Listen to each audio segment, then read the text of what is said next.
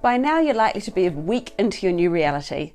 Perhaps you're at home by yourself, with flatmates, or like me with 5 kids, a partner who usually works in the office, and a couple of pets to join in the mayhem. What you can't see right now is Rusty the dog, who's sitting on my foot licking my big toe. My name is Kylie. I have a clinical background in mental health, specialising in wellbeing, particularly in what keeps us well for longer and workplace wellbeing. So what a better way to spend my time currently than sharing some of the knowledge with you to help make the next few weeks a little bit easier. The positive of your new workspace is that you can multitask. You can unpack the dishwasher while you're on the phone, you can hang out a load of washing between meetings, you can throw some food at the kids or at the dog.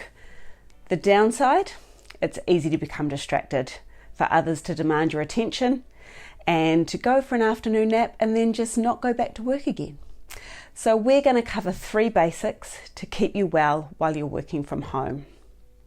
First things first, you need to set your boundaries.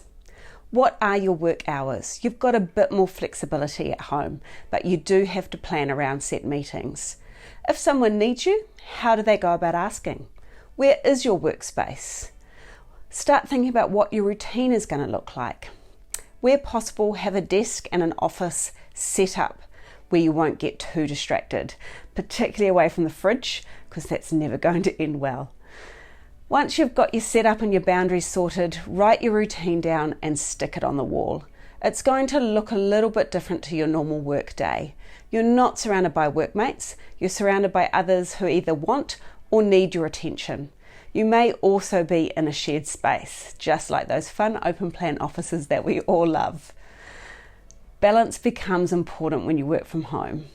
It's easy to work longer and through your breaks when you work alone. So let your bubble group know your routine and also get them to remind you when it's lunchtime. Secondly, you need to go easy on yourself. You're not expected to have all of this worked out immediately. Think of a time when you start a new job. It takes time to figure out what your office mates are like, how they all work best, when the break times are, who's cleaning up the kitchen, all of those things.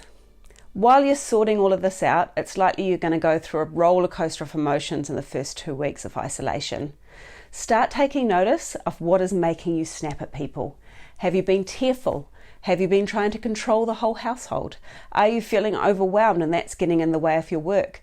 Perhaps you're happy to be at home and you've got a chance to finally do some of those things you couldn't do in the office. Whatever your emotions are, they are totally normal and to be expected at the moment. People respond differently to stress. Anxiety is high because our brain is doing what it should do. This is a pandemic and there's a real threat. Our brains process this. They activate what's called our amygdala to keep us safe and healthy. But because of this, we're all on edge, which means all emotional responses are to be expected. Our current full lockdown may actually make people feel calmer and safer. As this happens, the adrenaline and cortisol our brain has been producing will start to tone down, and it will become easier to live our new norm. Quick recap. Number 1, set your boundaries. Number 2, get your routine sorted.